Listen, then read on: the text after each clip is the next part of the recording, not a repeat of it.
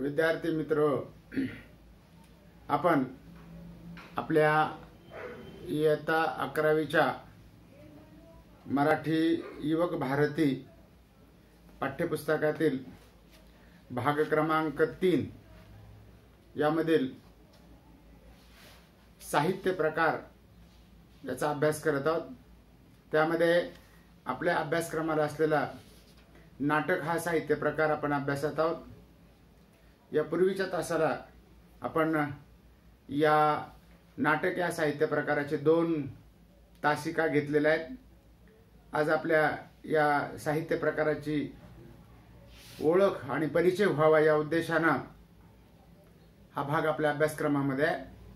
आज आपली ही 3री तासिका आहे। या पूर्वीच्या तासाला आपण नाटक म्हणजे काय ते बघितलं की या साहित्य प्रकारामध्ये प्रेक्षकांशी जिवंत अशा प्रकारचा संवाद घडत असतो।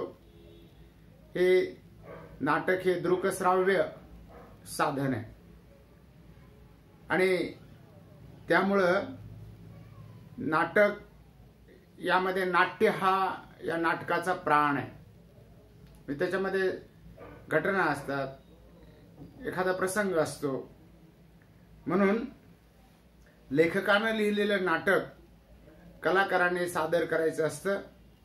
एखादं चित्र किंवा शिल्प घडवता येतं किंवा ते दिसतं, पण नाटक हे प्रत्येक वेळी करून दाखवावं लागतं।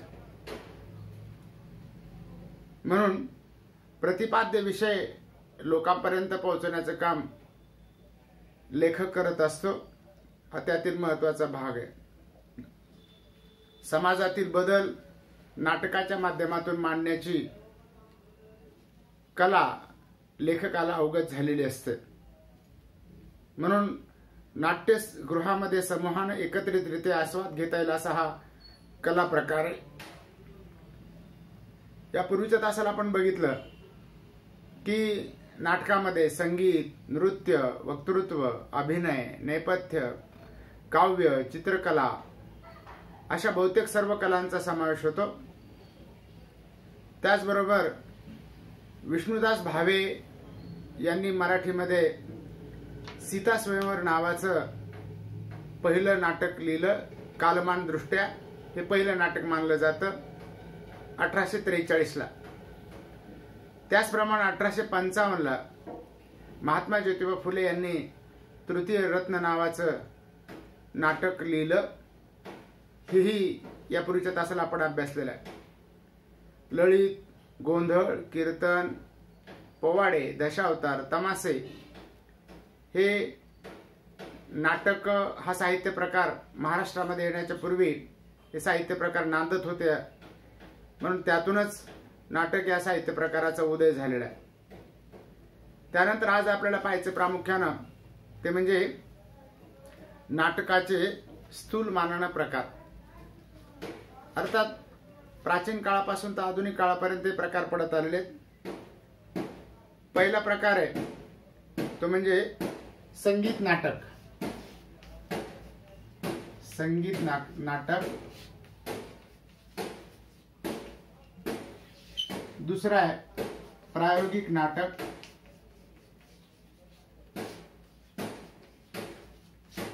तिसरा प्रकार आहे व्यावसायिक नाटक।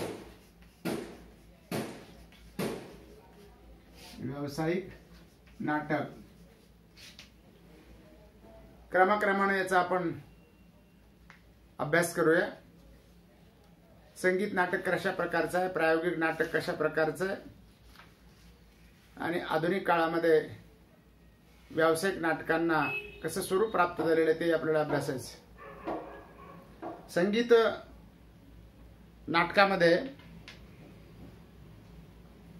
अण्णासाहेब किर्लोस्कर यांनी संगीत शाकुंतल आणि संगीत सौभद्र या नाटकाद्वारे संगीत नाटक कलात्मक पातळीपर्यंत पोहोचवलं।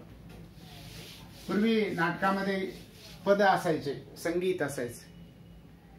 अण्णासाहेब किर्लोस्कर हे संगीत नाटकातील महान असे कलाकार मानले जातात। त्यांनी 2 नाटकं लिहिली, संगीत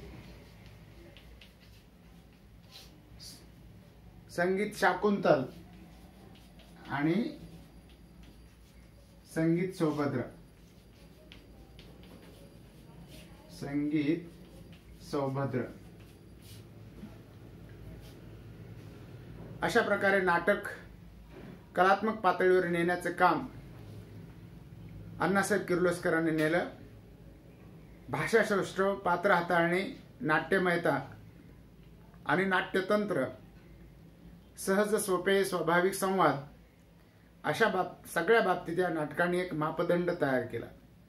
त्यातही सर्वात अधिक महत्वाचा होता तो त्यातला संगीताचा वापर. बघा,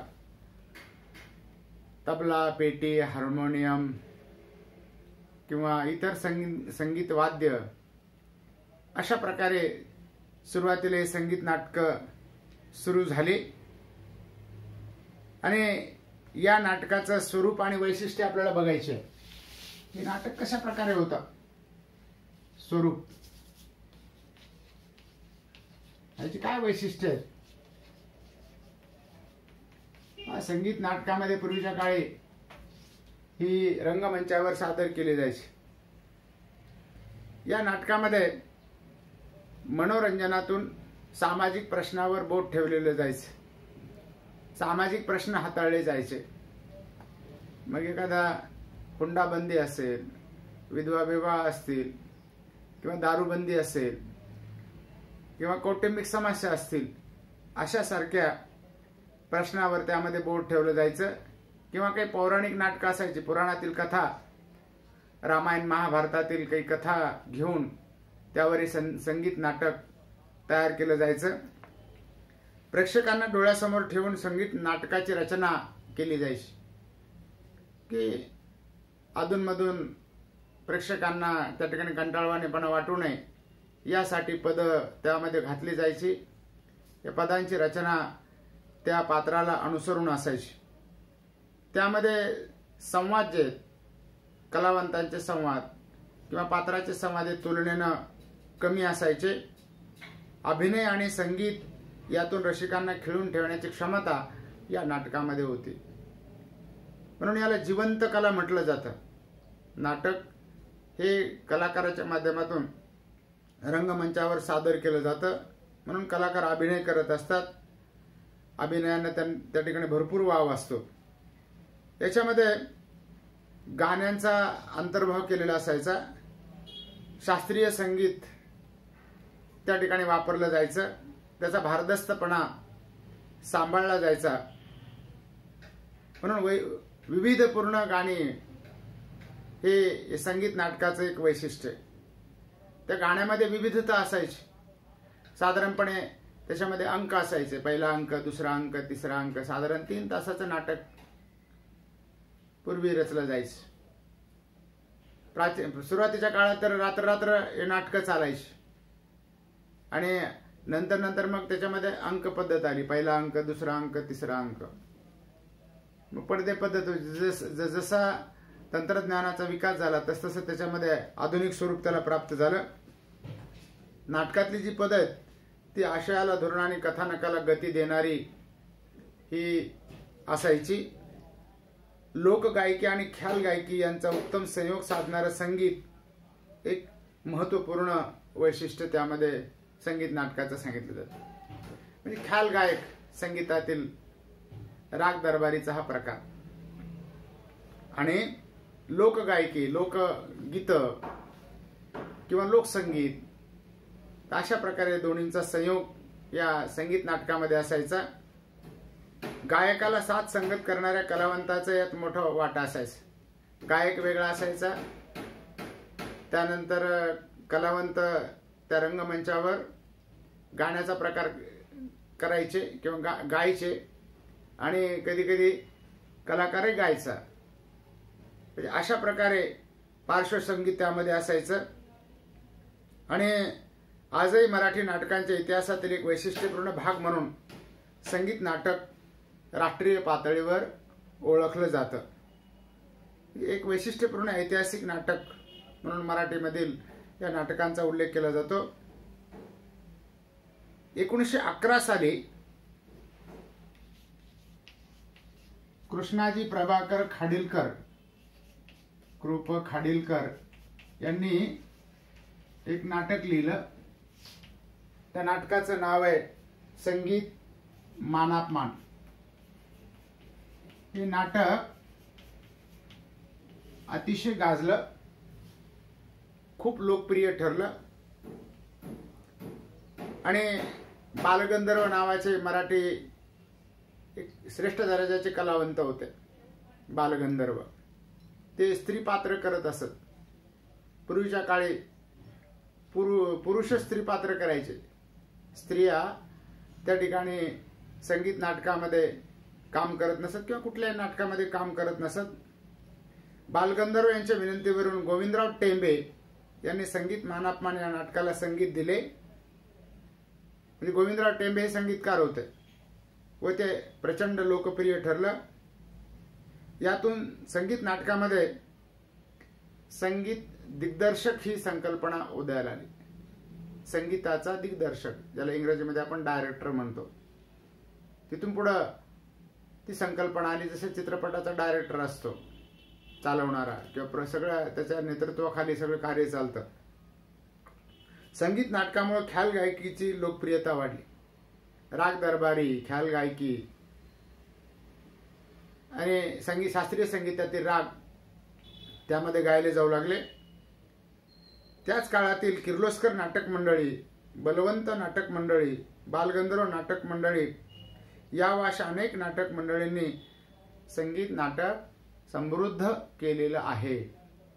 अशा प्रकारचे नाटक मंडळी त्या काळामध्ये तयार झाल्या आणि हे नाटकाचे प्रयोग करू लागले. अगोदर रियाज करायचं. नाट्यसंहितेनुसार कलावंताची निवड करायची, त्याचा रियाज करायचा, म्हणजे सराव करायचा, प्रॅक्टिस करायची आणि मग ती कलावंत सगळा साज पूर्ण झाल्यानंतर ते नाटक रंगमंचावर प्रेक्षकांसमोर सादर केलं जायचं. यामध्ये या संगीत नाटकाची परंपरा जोपासणारे काही कलावंत आहेत पहा.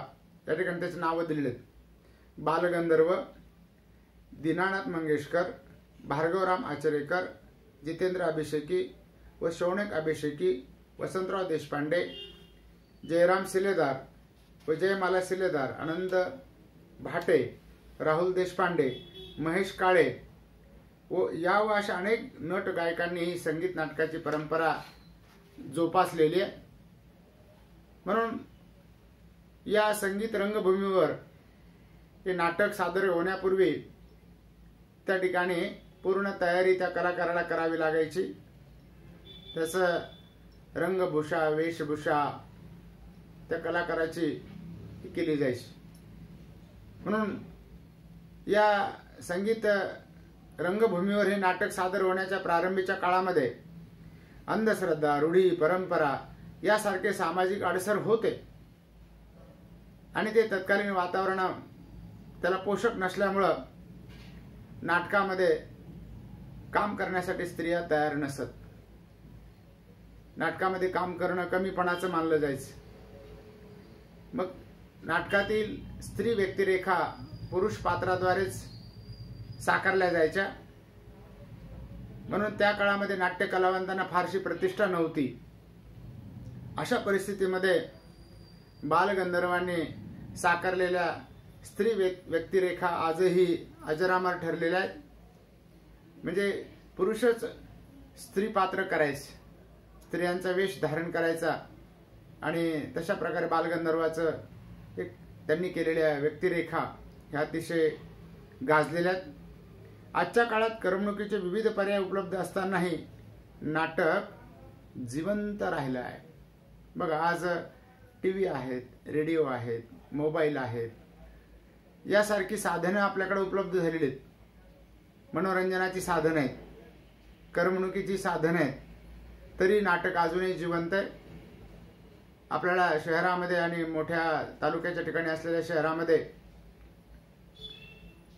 आपल्याला नाट्य मंदिर पाहायला मिळतं. नाट्यगृह बांधलेले आहेत आणि तिथं हे कलाकार आधुनिक काळामध्ये सुद्धा नाटक सादर करतात. त्यांच्या सादरीकरण स्वरूपात काळानुसार बदल होत गेले. बघा, पूर्वीच्या काळी वेगळ्या पद्धतीने सादर केले जात. काही साधनं नसायची किंवा तंत्रज्ञानाचा विकास झालेला नव्हता. त्या गॅस बत्त्या असायच्या, गॅस बत्त्यावर त्या ठिकाणी नाटक सादर केलं जायचं. पडदे असायचे, पडदे ओढणारा कोणीतरी असायचा आणि हे सगळं साज संगीत तिथे तयार करावं लागायचं. आता प्रकाश योजना आलेली आहे किंवा वेगवेगळ्या प्रकारच्या आवाजाचे वेगवेगळ्या प्रकारचे माईक आलेले आहेत. अशा स्वरूपामध्ये बदल होत गेले. रात्र चालणारी नाटकं, संगीत नाटकं आणि त्याच्याशी तादात्म्य पावणारे प्रेक्षक यांचं चित्र आता बदललेलं आहे. तरी थिएटरमध्ये जाऊन नाटक पाहणारी नाट्य रसिक मंडळी अजूनही आपल्याला पाहायला मिळते. मुंबई, पुणे, मोठमोठ्या शहरामध्ये, औरंगाबाद, जालना, अंबड अशा सारख्या शहरामध्ये त्या ठिकाणी आपल्याला नाट्यगृह आहेत. या ठिकाणी वेगवेगळ्या प्रकारे नाटकाचे प्रयोग आणि कलावंत आधुनिक काळात सुद्धा सादर करताना आपल्याला दिसून येतात. त्यानंतरचा दुसरा स्थूल मानना प्रकार मानला जातो तो म्हणजे प्रायोगिक नाटक. दुसरा जो प्रकार आहे प्रायोगिक नाटक. संगीत नाटकानंतर प्रायोगिक नाटकांना महत्व आलं. याच्यामध्ये याच्या शब्दावरून आपल्याला लक्षात येतं की याच्यामध्ये वेगवेगळ्या प्रकारचे प्रयोग करण्यात आले. जागतिकीकरणाच्या रेट्यामध्ये काळ बदलला, प्रसार माध्यमांचा पगडा वाढला, फुरसतीचा वेळ माणसाचा कमी झाला, माणसाला आता वेळ मिळत नाही आणि करमणुकीचे अनेक पर्याय उपलब्ध झाले. आर्थिकदृष्ट्या या नाटकांचे प्रयोग करणं अधिक खर्चिक झालं. त्याच्या तिकिटाचे दरही वाढले आणि ते सर्वसामान्य लोकांना परवडण्याचे झाले. या व अशा अनेक कारणामुळं संगीत नाटक मागे पडलं आणि प्रायोगिक आणि व्यावसायिक नाटकांची सुरुवात झाली. कलाकारांची उपजीविका किंवा कलाकारांना लागणारा खर्च याचाही विचार करून मग त्याच्यामध्ये वेगवेगळ्या प्रकारचे प्रयोग सुरू झाले आणि व्यावसायिकदृष्ट्या या नाटकांना सुरुवात झाली. या प्रायोगिक नाटकाचा मुख्य हेतू आहे की नाटकाचा विषय आणि सादरीकरण यात प्रयोग करणे. विषय आणि सादरीकरणात प्रयोग करणे. काय वेगळं काय सादरीकरण करता येईल हे पाहिलं आणि विषयाची विविधता त्यामध्ये आणण्याचा प्रयत्न केलेला. अर्थात ही प्रायोगिक नाटकं सुद्धा व्यावसायिकदृष्ट्या केली जाऊ शकतात.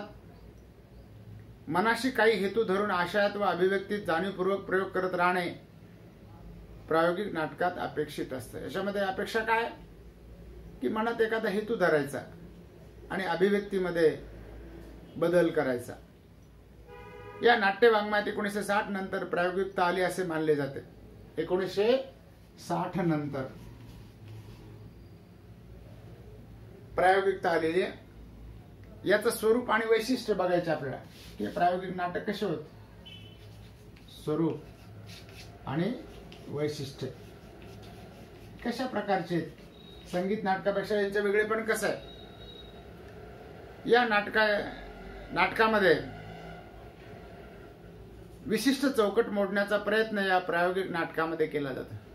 पूर्वी कसं होतं, सुरुवातीला प्रार्थना असायची, त्याच्यानंतर काही अंक सुरू व्हायचे, संवाद सुरू व्हायचे किंवा पद असायचे.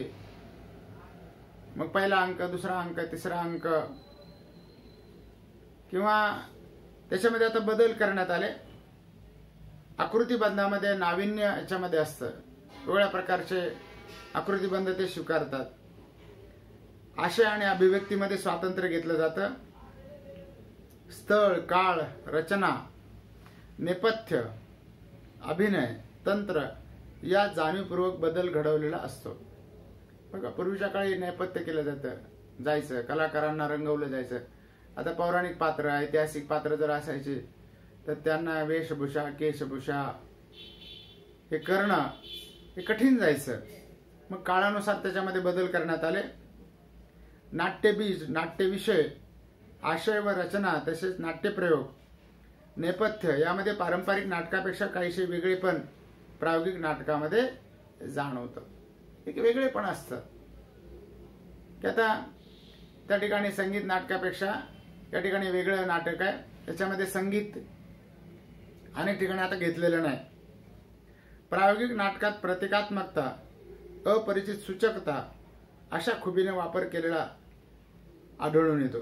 प्रतिकात्मक भाषेमध्ये किंवा ती प्रतिकात्मकता वापरली त्याच्याऐवजी दुसरं किंवा अपरिचित सूचकता, सूचकपणे प्रेक्षकांना ते समजून जातं की त्याच्याकडून की त्या कलावंताला काय सांगायचं.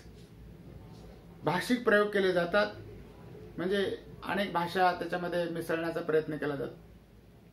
पूर्वी संस्कृत भाषेचा जास्त प्रभाव असायचा, आता हिंदी, इंग्रजी या भाषेचा प्रभाव किंवा इतर भाषेचा प्रभाव मराठी भाषेवर पडू लागलेला आहे.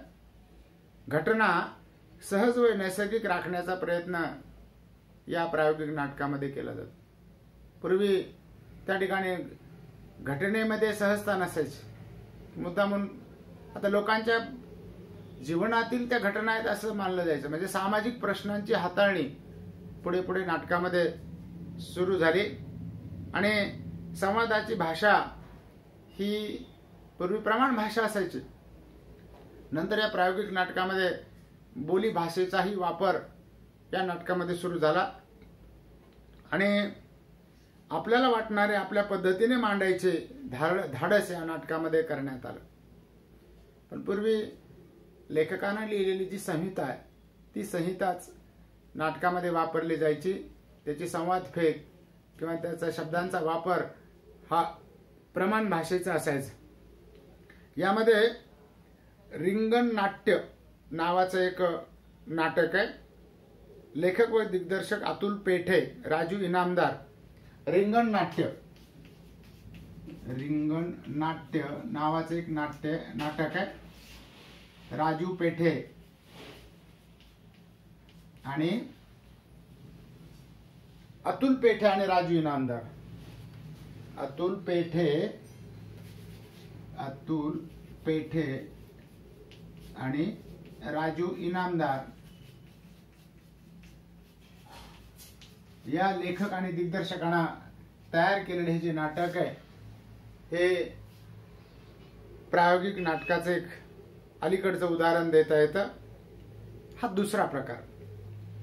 तिसरा प्रकार बघायचा आहे तो म्हणजे व्यावसायिक नाटक.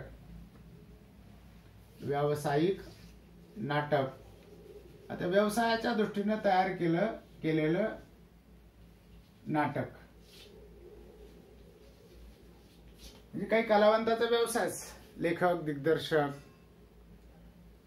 त्यांचा नेहमीचाच व्यवसाय आहे. काही अखंड या व्यवसायाला वाहून घेतलेला आहे. 19व्या शतकामध्ये मराठी रंगभूमी लोकाश्रयावर उभी राहिली. पूर्वी लोकाश्रय होता, लोकांनी मदत केली. काही अपवाद वगळता अन्य भारतीय भाषांमध्ये व्यावसायिक रंगभूमी नाही. हिंदीमध्ये आहे, इंग्रजीमध्ये आहे, संस्कृतमध्ये आहे, पण अन्य भाषांमध्ये नाही. व्यावसायिक मराठी रंगभूमीला शतकापेक्षा अधिक काळाची परंपरा आहे. जवळपास 100 वर्ष झाले व्यावसायिक रंगभूमी निर्माण झालेले. म्हणजे कलाकारांना मानधन मग त्या लेखक दिग्दर्शकांना द्यायचं आणि लोकरंजन आणि लोकप्रबोधन या दोन्हीवर मराठी रंगभूमी आणि हा नाटक हा साहित्य प्रकार त्यातून प्रगल्भ झालेला आहे.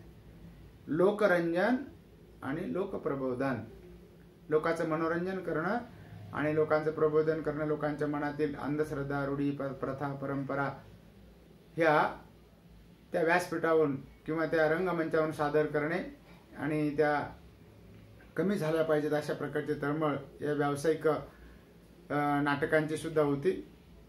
केवळ व्यावसायिक हेतूने लिहिले जाते व तोच हेतू समोर ठेवून त्याचा नाट्यप्रयोग केला जातो.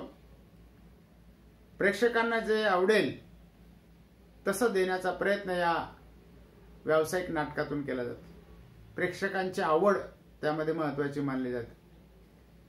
म्हणून समाजातील ज्वलंत समस्या घेऊन वेगवेगळे विषय हाताळून अनेक व्यावसायिक नाटकांची निर्मिती झाली. याचं स्वरूप कसं आहे ते बघायचं आपल्याला. स्वरूप आणि वैशिष्ट्ये, हेच स्वरूप यालाच म्हटलं जातं आणि याची वैशिष्ट्ये ही सांगितली जातात.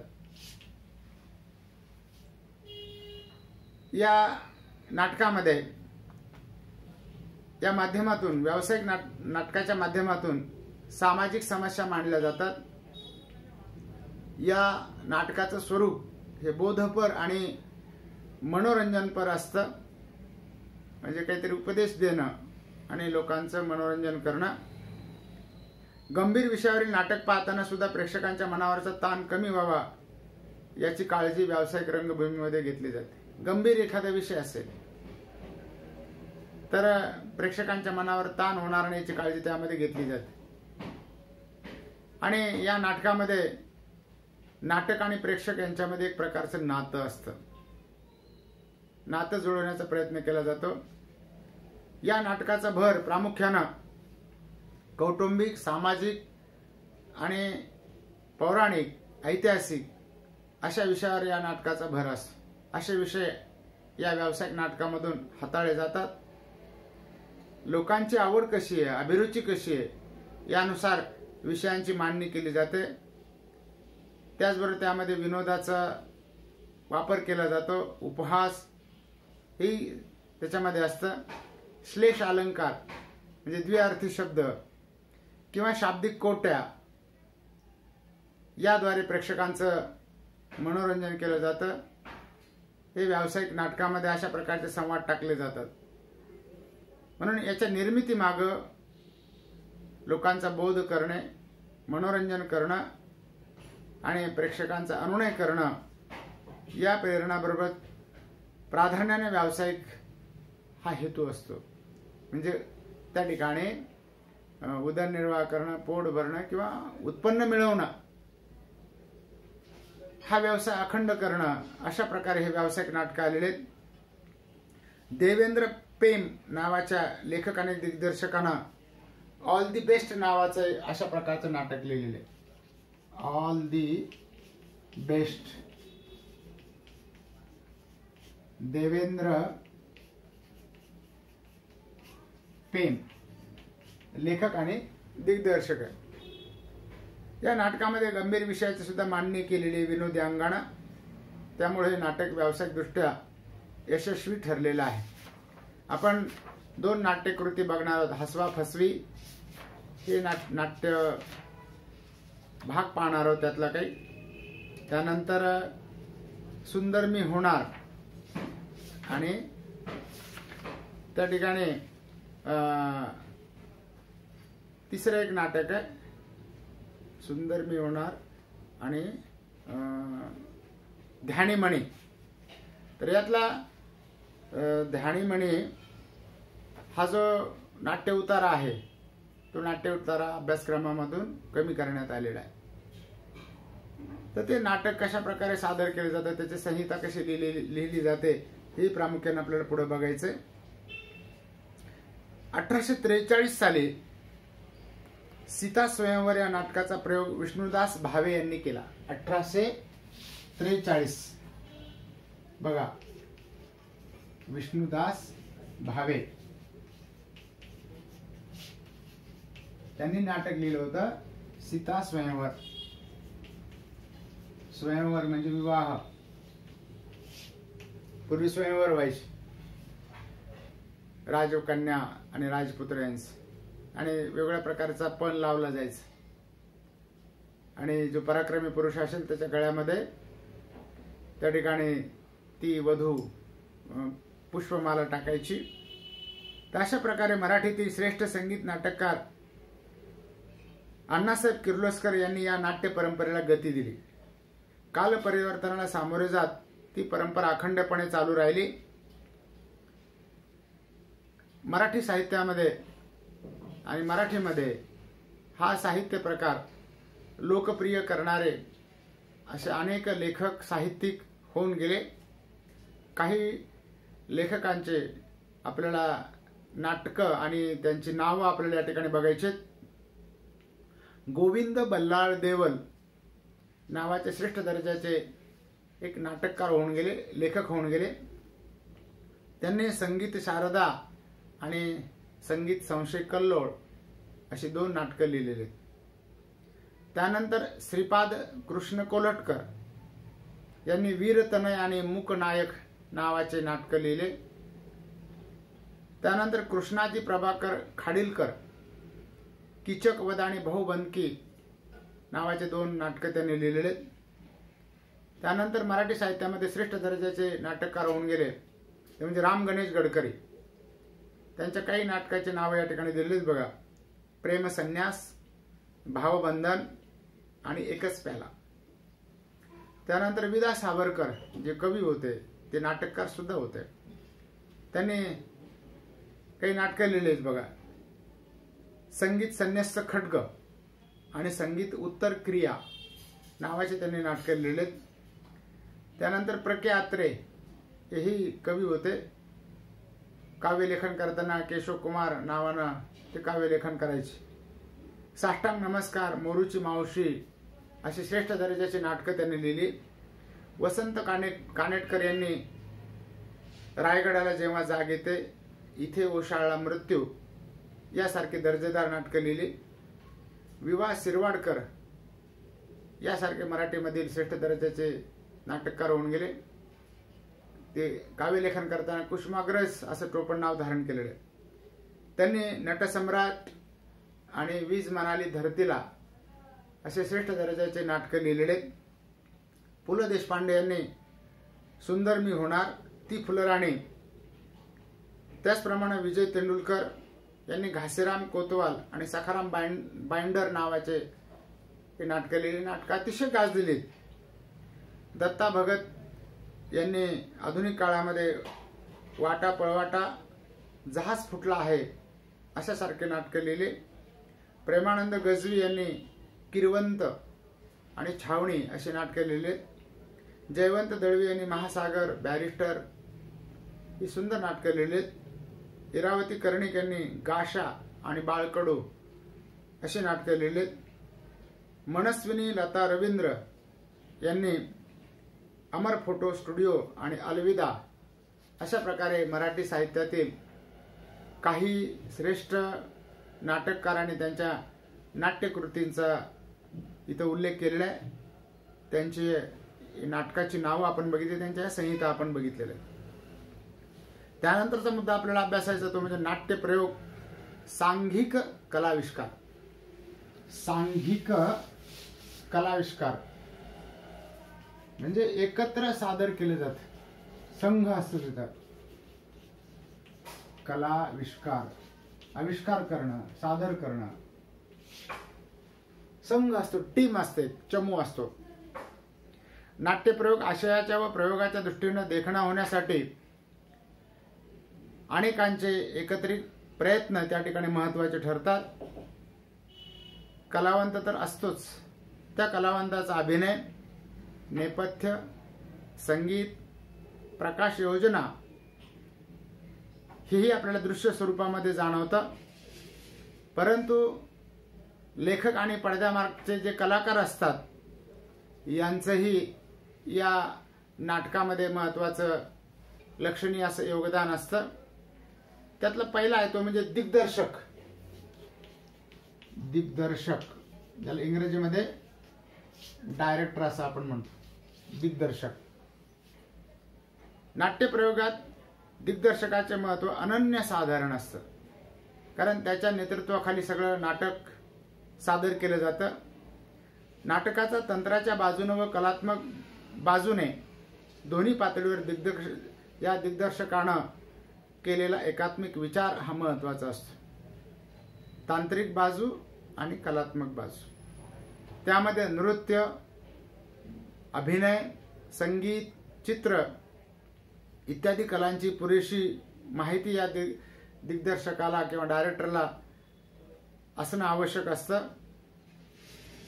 नाटकाच्या सादरीकरणाचा सर्वांगीण विचार हा दिग्दर्शक करत असतो आणि तशा प्रकारच्या नोंदी त्या संहितेवर तो करत असतो.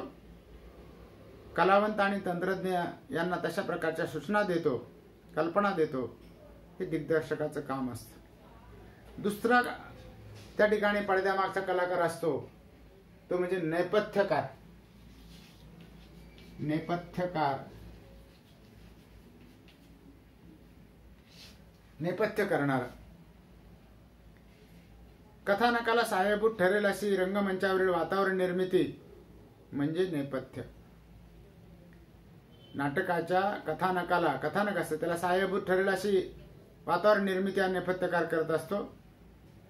नाटकातील स्थळ, काळ, कथानक या दृष्टीने आवश्यक असणाऱ्या वस्तूंची मांडणी नेपथ्यकार करत असतो.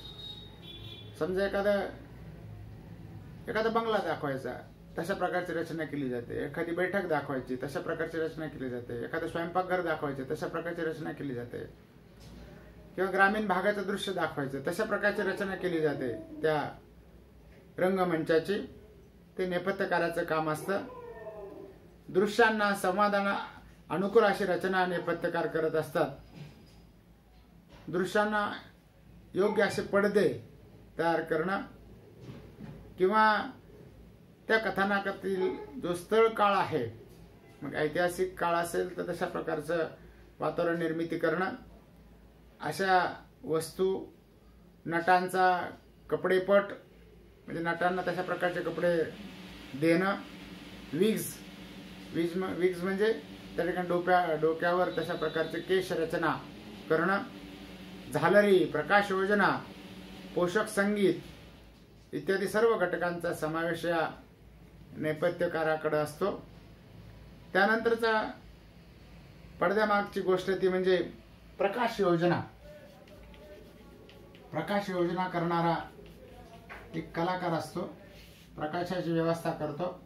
नाटक सादर करताना योग्य अशी प्रकाश योजना असली पाहिजे.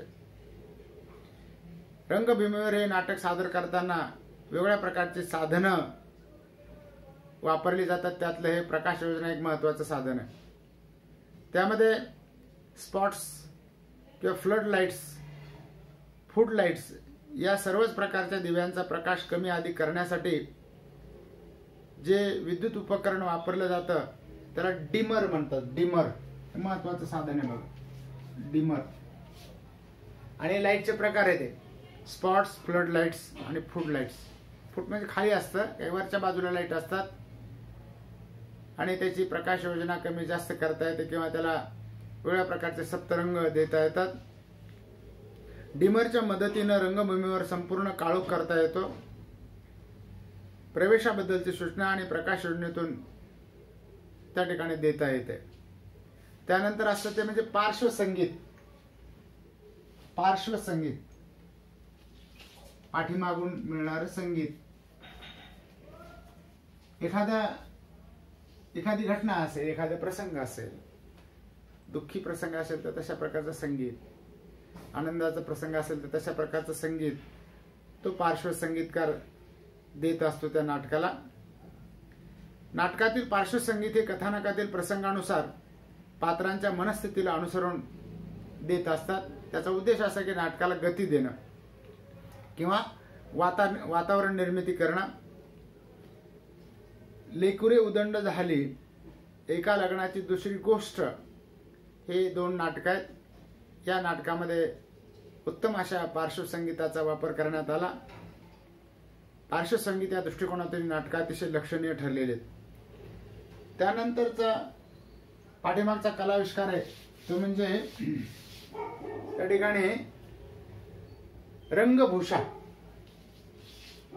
रंगभूषा कलाकारांना त्या ठिकाणी सजवणं, मेकअप करणं.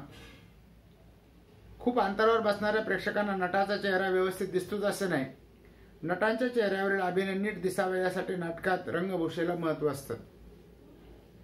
नाटकातील व्यक्तिरेखेचे वय, स्वभाव, त्याच्या लकबी इत्यादी गोष्टी लक्षात घेऊन नाटकाच्या एकात्म परिणामासाठी नटाचे शरीर, चेहरा रंगवणे म्हणजेच रंगभूषा होय. नाट्यप्रयोगाच्या सादरीकरणात रंगभूषेबरोबरच वेशभूषा आणि केशभूषा यांनाही महत्व आहे.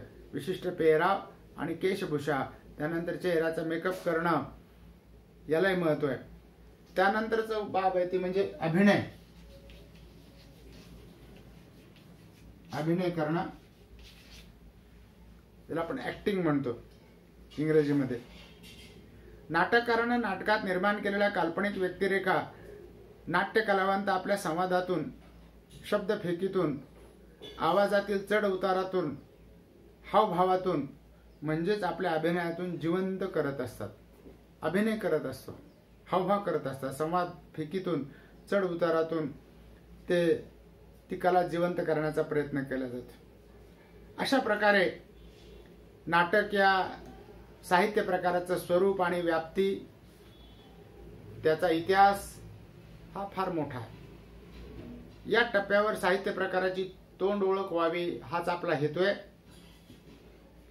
आपण जेव्हा प्रेक्षक या नात्यानं नाटक बघतो, ते पाहत असताना त्या नाटकामागील यंत्रणांची जाणीव व्हावी असा या ठिकाणचा हेतू आहे. ती जाणीव आपल्याला असतेच असं नाही. आपण फक्त नाट्यप्रयोगाचा आस्वाद घेत असतो. एक हा दृकश्राव्य नाट्य प्रकार आहे किंवा साहित्य प्रकार आहे. म्हणून या घटकाचा अभ्यास केल्यानंतर आपल्याला अधिक समजपूर्वक, विविधांगी दृष्टिकोनातून आणि सजगपणे नाट्यप्रयोगाचा आस्वाद आपल्याला घेता येईल, आनंद आपल्याला घेता येईल. विद्यार्थी मित्रो, या ठिकाणी 3 तासिकामध्ये आपण नाटक या साहित्य प्रकाराचा परिचय करून घेतला. आज आपण इथे थांबूया. धन्यवाद.